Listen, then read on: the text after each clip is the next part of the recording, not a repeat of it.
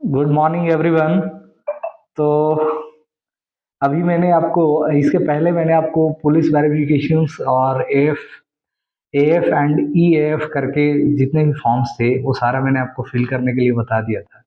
आपको कितने copies required हैं इन सब के बारे में भी मैंने आपको इन्फॉर्मेशन दिया था, राइट। चलिए अभी हम बात करने वाले हैं ईएसएस की का, राइट। तो उससे पहले मैं कुछ बातें आपको क्लियर कर देता हूँ। ठीक है, देखिए ये जो फॉर्मेट है वो आईजी कार का है। ठीक है, हो सकता है कि आपका किसी और में अगर आता है तो फॉर्मेट थोड़ा सा चेंजेस हो सकता है, बाकी डिटेल्स यही रहेगा ऑलमोस्ट। ठीक है, हालांकि सब कुछ यही रहेगा, थोड़ा बहुत ही चेंजेस होगा। एनीवे जब चेंजेस होगा तो हम लोग देख लेंगे कि क्या चेंजेस है। ओके, तो सबसे पहले हम बात करते हैं कि कितनी कितनी कॉपीज रिक्वायर्ड है। ओके, तो वो सारा बात मैं फिर से रिपीट कर दे रहा हूँ। जैसे अटेस्टेशन फॉर्म जिस पे साक्ष्यांकन लिखा हुआ था, ठीक है, अटेस्टेशन फॉर्म जो है आपको चाहिए कितना, 3 नंबर्स, जो आप अपने हैंड से फिल करेंगे, राइट। उसको प्रिंट लेके तीनों ब्लू पेन से हैंड से फिल करेंगे, वो 3 नंबर चाहिए। और ई ए एफ, ठीक है, ये भी अटेस्टेशन फॉर्म ही है, लेकिन इसको करना क्या है कि जैसे आप लैपटॉप से ओपन करेंगे तो लैपटॉप में ओपन करने के बाद आपको क्या होगा कि वहां पर डायरेक्ट, जैसे यहाँ पर नाम लिखा हुआ है तो यहाँ पे आपका क्रसर ब्लिंक करेगा, यहाँ रैंक रैंक पे क्लिक करेगा, सर्वर पे करेगा, इन पेरेंट डिपार्टमेंट्स करेगा, इन डिपार्टमेंट करेगा। ठीक है, वो सारा जो है आपका जो भी रहेगा, ठीक है, वो सारा डिटेल्स जो है आपको इसमें आ जाएगा।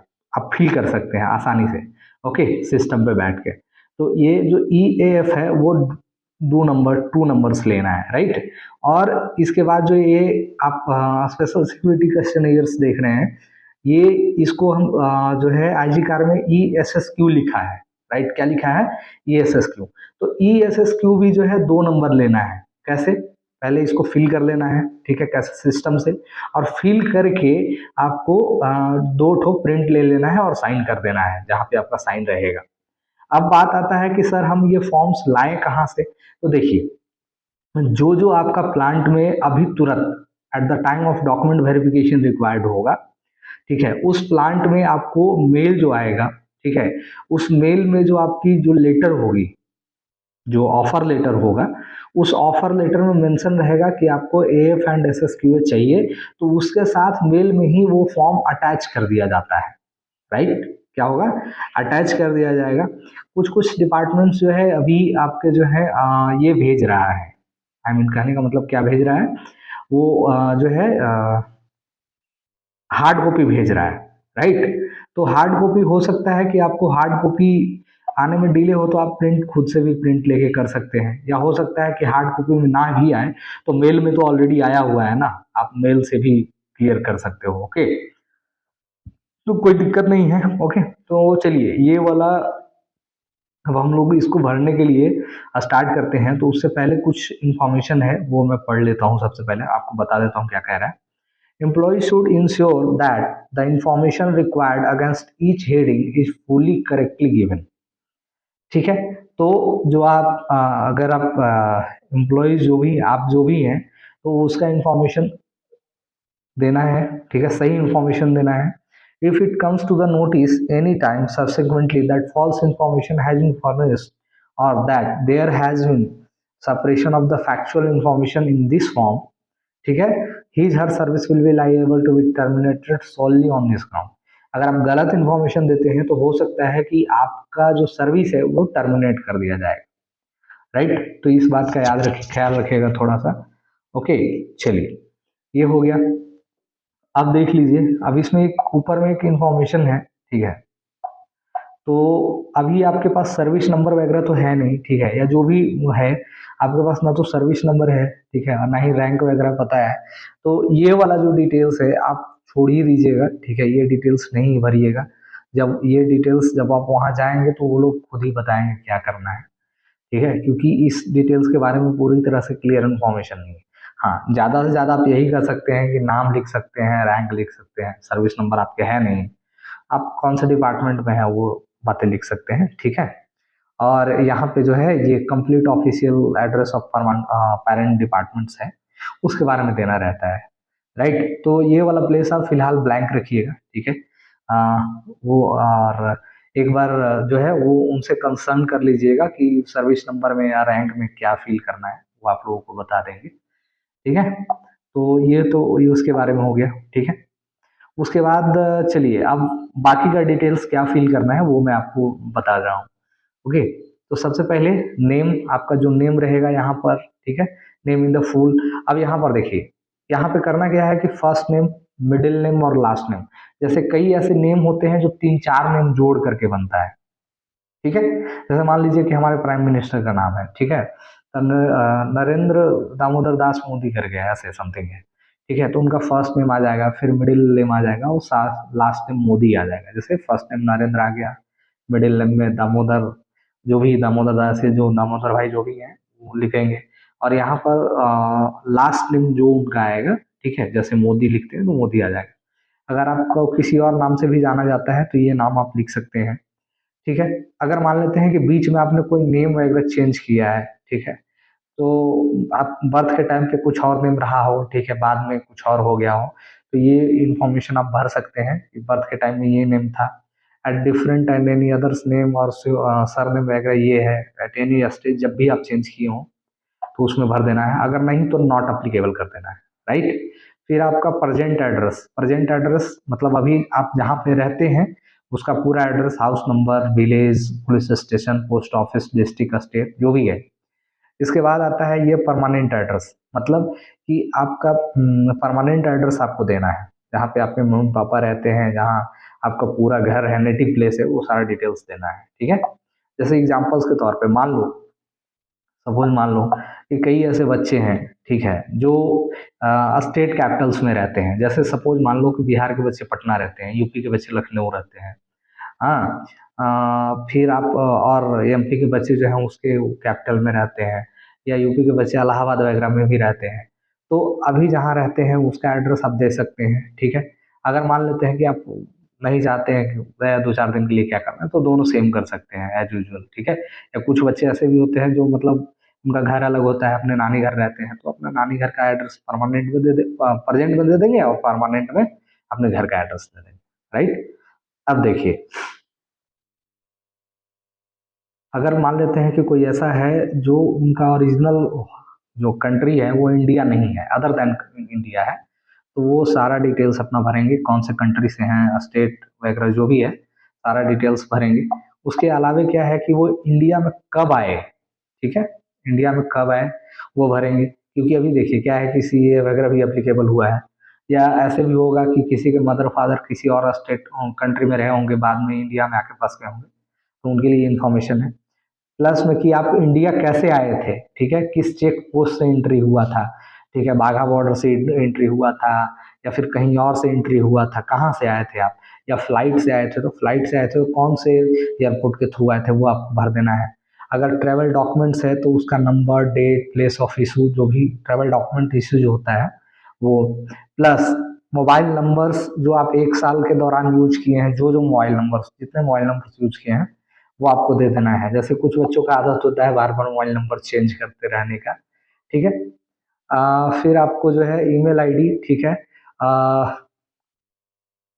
अगर कोई भी आपका सोशल मीडिया अकाउंट्स वगैरह है, सोशल साइट्स पे है, ठीक है, कोई भी वेब बेस्ड अकाउंट है सोशल मीडिया साइट पे या वीआईपी पोर्टल पे वो यूज करते हैं, वो डिटेल्स दे सकते हैं। ईमेल आईडी यहाँ पर दे दीजिएगा, बेसिकली ईमेल आईडी लिखना रहता है। Registration number of personal vehicle being used, अब जैसे अगर आपका अगर कोई पर्सनल व्हीकल है, अगर आप अपने नाम से कोई व्हीकल खरीदे हैं, तो आप यहाँ पे उसका व्हीकल नंबर दे सकते हैं। बैंक अकाउंट का नंबर आपको यहाँ देना होगा अपना। ठीक है, फिर आपका पैन नंबर देना है। अगर पासपोर्ट है तो पासपोर्ट नंबर लिखिए, नहीं तो फिर यहाँ पे नॉट अप्लीकेबल कर दीजिए। ठीक है, यहाँ पे भी नॉट अप्लीकेबल कर दीजिए। अगर है तो वैलिडिटी लिखिए। फिर आपका डेट ऑफ बर्थ, ठीक है, कहाँ कब हुआ था। फिर प्लेस ऑफ बर्थ, कहाँ आप जन्म लिए थे, और जो जन्म लिए थे उसका डिस्ट्रिक्ट, उसका स्टेट और कंट्री, कौन से कंट्री में पड़ता है, वो सारा आपको इन्फॉर्मेशन देना है। ठीक है, उसके बाद आपका नेशनलिटी क्या है, ठीक है, रिलीजियन क्या है, हिंदू, मुस्लिम, सिख, क्रिश्चियन, ईसाई, जो भी है आप यहाँ फिल कर दीजिए। इंडियन है तो इंडियन लिखिए। ओके, अरे इंडियन ही होंगे सब लोग, है ना। उसके बाद है कि अगर मान लेते हैं कि आप, ऐसा है कि लास्ट 5 ईयर्स के दौरान, सॉरी, लास्ट 3 ईयर्स के दौरान जो पिछले 3 ईयर्स है उसमें अगर आप 1 साल से अधिक जहां जहां रहे हैं, ऐसा नहीं कि 1 महीना भी रहे तो वो भी लिख देना है, नहीं, 1 साल से अधिक जहां जहां आप रहे हैं उन सारे का यहाँ पे एड्रेस लिख देना है। ठीक है, कि हम आप कहाँ रहे हैं। अगर मान लेते हैं कि कोई ऐसा बच्चा है जो 3 साल लगातार अपने परमानेंट एड्रेस पर ही रहा है, तो अपने परमानेंट एड्रेस का ही डिटेल्स डाल देगा, बाकी सब छोड़ देगा, बाकी नीचे नॉट अप्लीकेबल कर देगा। सब कुछ वही है, आप 5 साल में एक एक साल जहां जहां रहे उन सब डिटेल्स लिख सकते हैं, नहीं तो छोड़ सकते हैं। उसके बाद अगर कहता है कि अगर आप विदेश में रहे हैं, ठीक है, मोर देन 1 ईयर, कब, जब आप 18 साल पूरा कर लिए थे उसके बाद से अगर 1 साल से अधिक किसी कंट्री में रहे हैं, ठीक है, तो यहाँ पर उसका डिटेल्स देना है। ठीक है, police station, country name, state, ठीक है, कौन से विलेज में रहे थे, कॉन्टेक्ट नंबर वहाँ का क्या है, डिस्ट्रिक्ट वगैरह जो भी है सारा आपको डिटेल्स देना है। ये सारा कॉलम्स उसी के लिए है। ठीक है, अगर आप नहीं रहे हैं तो नॉट अप्लीकेबल कर दीजिए, एनए लिख दीजिए, सब जगह काम खत्म हो गया।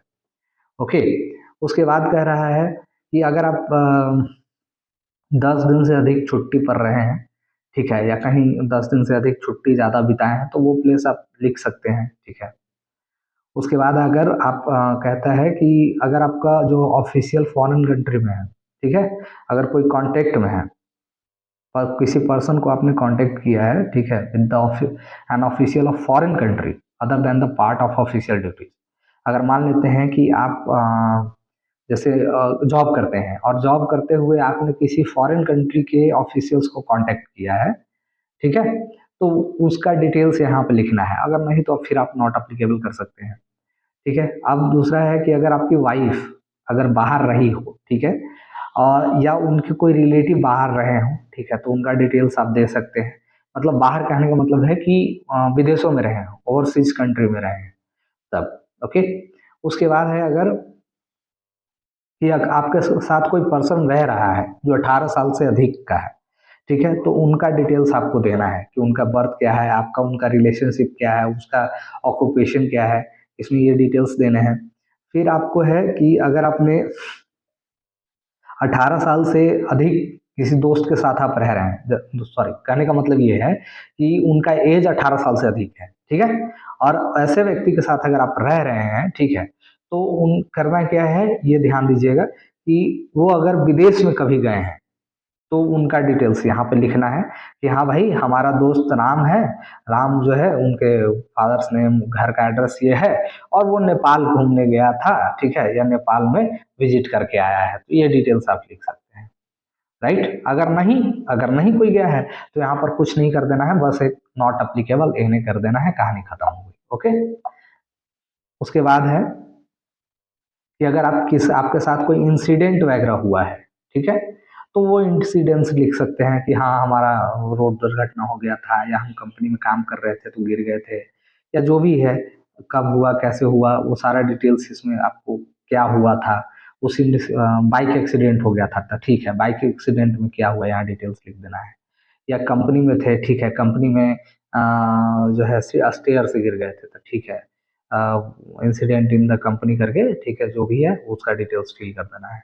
अगर नहीं, अगर मान लेते हैं मोस्ट ऑफ द बच्चे जो है होंगे वो जॉब नहीं कर रहे होंगे तो वो सीधा अपना एनए लिख देंगे। ठीक है, या जिनके साथ इंसिडेंट नहीं हुआ है, ठीक है, सब ठीक ठाक है, कोई दिक्कत नहीं है, तो आप यहाँ पे एनए लिख देंगे, नॉट अप्लीकेबल। आगे कहता है कि अगर आपके पास मतलब आपको कभी क्रिमिनल केस में रजिस्टर्ड किया गया है, ठीक है, चार्जशीट किया गया है, आपके अगेंस्ट चार्जशीट भेजा गया है, यहाँ ध्यान दीजिएगा, चार्ज शीटेड है, या आपको डिटेन्ड किया गया है, ठीक है, तो या आप कभी अरेस्ट हुए हैं या अरेस्ट नहीं हुए हैं, आपके अगेंस्ट अगर रजिस्टर किया गया है तो यहाँ पे यस लिखिए, अगर नहीं तो फिर क्या लिख दीजिए, नो लिख दीजिए। राइट, उसके बाद देखिएगा, अगर आपके अगेंस्ट कोई केस चल रहा है, सिविल का या क्रिमिनल का या कोई डिपार्टमेंटल प्रोसीडिंग्स चल रहा है, तो यस लिखिए, अगर नहीं है तो नो लिख दीजिए। ठीक है, फिर उसके बाद है prisoner of war held in enemy country for any duration, so give details. अगर आप युद्ध बंदी रहे हैं किसी दुश्मन कंट्री में, ठीक है, और जनरली क्या होता है बगल का ही कंट्री होता है, तो अगर आप युद्ध बंदी रहे हैं तो यहाँ पे लिखिए। बेसिकली ये प्रिजनर ऑफ वार जो होता है ना, जनरली उनके लिए ज़्यादा अप्लीकेबल होता है जो मतलब बॉर्डर एरियाज में रहते हैं या एक सर्विसमैन है। ओके, ऐसे जनरली नो। ठीक है, अगर नहीं युद्ध बंदी कभी हुए हैं तो नो लिख दीजिए। दूसरा है आप आर्म्स लाइसेंस होल्डर, मतलब आपके नाम पे कोई जो है गन्स वगैरह है या पिस्टल्स वगैरह है, जो भी है, अगर आपने कोई हथियार खरीदे हैं अपने नाम पे, तो उसका आपको एक लाइसेंस खरीदने से पहले एक लाइसेंस लेना होता है। अगर आपके नाम से कोई लाइसेंस इशू है तो उसका लाइसेंस का डिटेल्स आपको दे देना है। ठीक है, यहाँ पर डिटेल्स दे देनी है। उसके बाद कहता है कि कभी आपने या आपके वाइफ ने जो है कोई लोन्स वगैरह लिया है, ठीक है, तो उसके बारे में जो है डिटेल्स दे देना है। ठीक है, acceptance of purely temporary loans of a small amount free of interest from relative or operating credit account with the bona fide tradition sales or not shall not be treated as a debt or loan under this column। मतलब आपने loan free, sorry interest free अगर loan लिया है तो वो आपके इसके अंतर्गत नहीं आएगा। जैसे आप बैंक से अगर लिए हैं कोई भी लोन, जैसे पर्सनल लोन हो गया, होम लोन हो गया, तो उसका डिटेल्स आपको बताना है। No details will be necessary in respect of any loan obtained with previous sanction of government.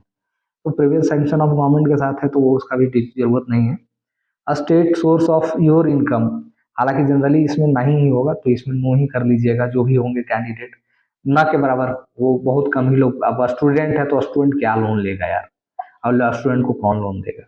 उसके बाद है स्टेट और source of your income that members. अब जैसे इनकम सर्टिफिकेट आप बनाते हैं तो इनकम सर्टिफिकेट में आप लिखते हैं ना कि हाँ भाई हमारे फैमिली जो है फार्मर है या बिजनेसमैन है, ठीक है, या और भी लेबर का काम करते हैं या जो काम करते हैं, तो उसका डिटेल्स यहाँ भर देना है। ठीक है, अब उसके बाद देखिए क्लोज रिलेटिव्स।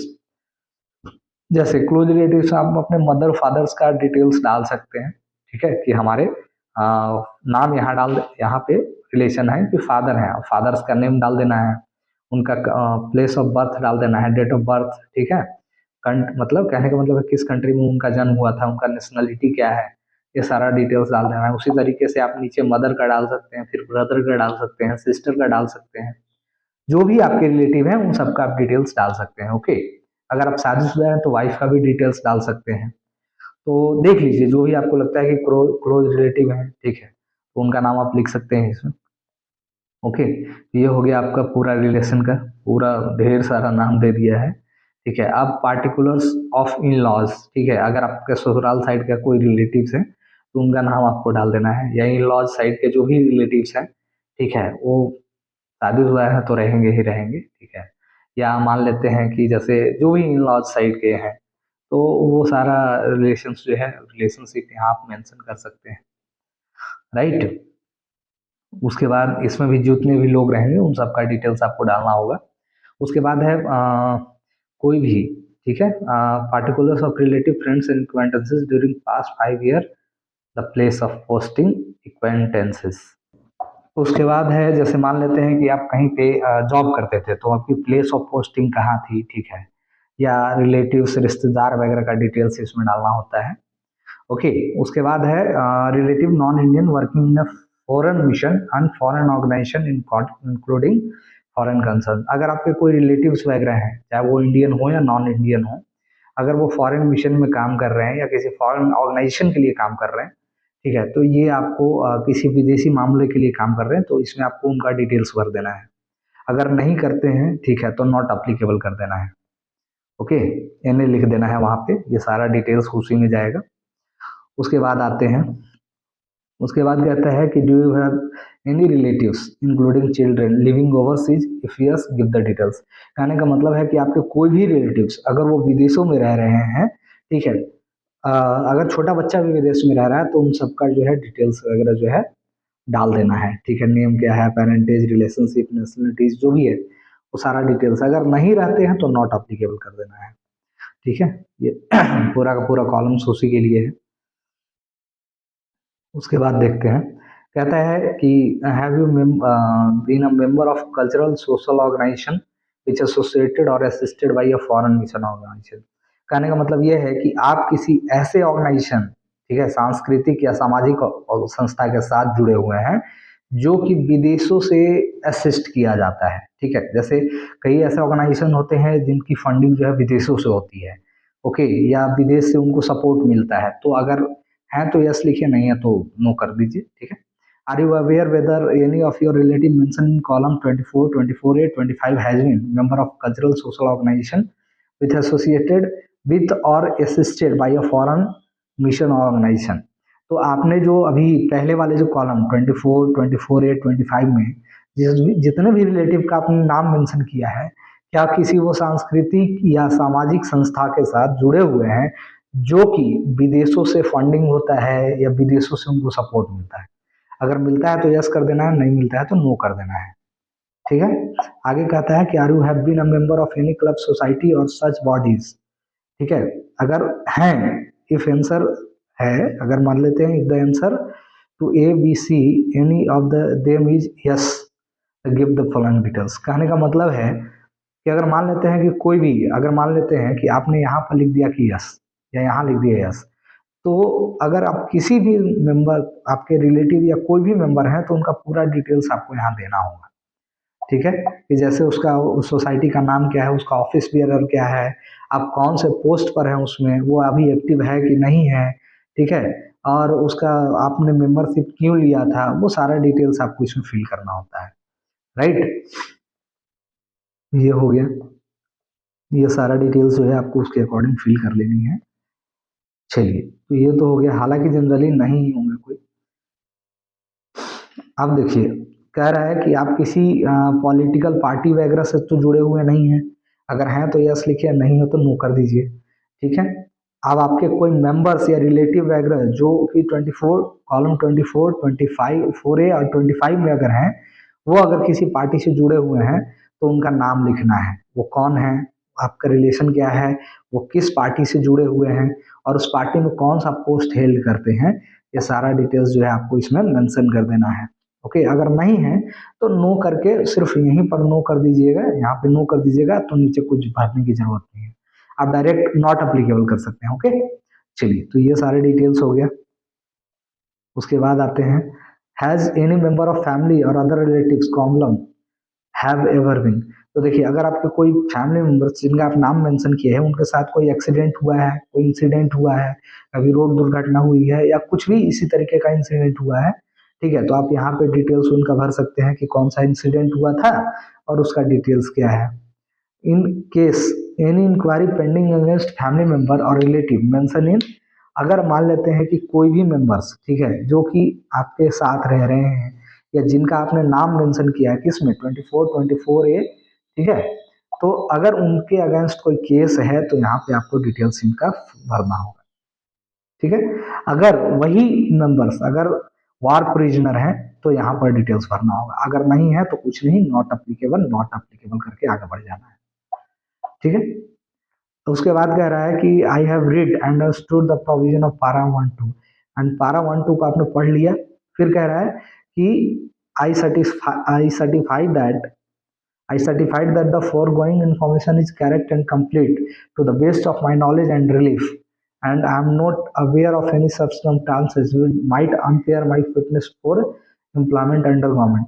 तो कहने का मतलब है कि ये एक आपका शपथ है, आपको वहाँ प्रिंट लेकर के यहाँ पे सिग्नेचर कर देना है ब्लू पेन से, प्लेस लिख देना है और डेट लिख देना है जहाँ से भी आप कर रहे हैं। ठीक है, और जब भी आप जिस भी डेट में कर रहे हैं, तो ये हो गया। ठीक है, तो ये ओवरऑल आपका हो गया सिक्योरिटी क्वेश्चनियर्स फॉर्म्स। राइट, तो ये सारा डिटेल्स मैंने आपको बता दिया है। ठीक है, अब इसके बारे में एक और इन्फॉर्मेशन मैं आपको फिर से क्लियर कर देता हूँ। ठीक है, ये जो फॉर्म है वो आपको मेल के थ्रू आ जाएगा।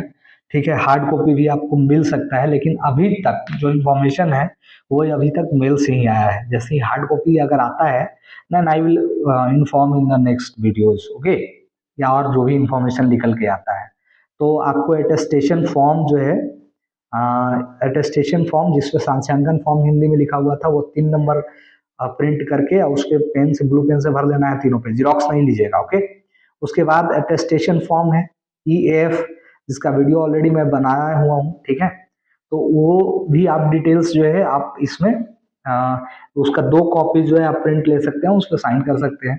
फिर ESSQ जो कि अभी आप, मैंने आपको बताया, इसका भी जो है आपको 2 कॉपी प्रिंट ले लेना है। राइट, तो ओवरऑल हो गया आपका ये पूरा डिटेल्स हो गया। ओके, आप अगर टेलीग्राम ग्रुप से जुड़ना चाहते हैं तो उसका लिंक नीचे दिया गया है। ठीक है, और अगर ये टेलीग्राम ग्रुप से जुड़ना चाहते हो उसका लिंक है, अगर आप मुझे इंस्टा पे फॉलो करना चाहते हैं तो उसका भी लिंक है। और भी कोई क्वेश्चंस है तो बीएआरसी का प्लेलिस्ट ऑलरेडी अवेलेबल है, उसमें police verification, EAF, attestation form, सबके बारे में पूरा डिटेल्स है। ठीक है, लीव क्या है, मेडिकल क्या है, कैसे है, क्या होगा प्रोसीजर, सारा डिटेल्स अवेलेबल है, आप वहां से चाहें तो वो वीडियो देख सकते हैं। ओके, तो मिलते हैं नए वीडियो में नए सेशन के साथ। ओके, तब तक के लिए take care, bye bye, thank you.